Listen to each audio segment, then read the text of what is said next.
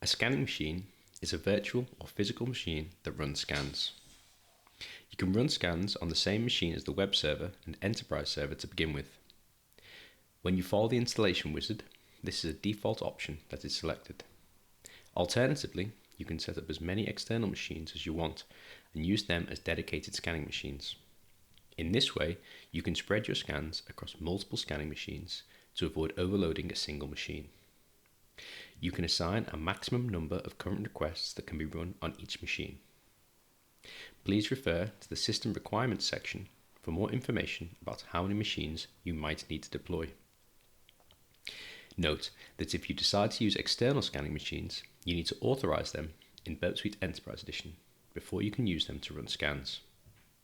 On standard deployments, as opposed to Kubernetes deployments, scanning machines exist in one of several scanning pools. These pools are used to manage resources for different kinds of scans or for scanning different sorts of sites. To assign the machine to a different pool, see Managing Scanning Pools.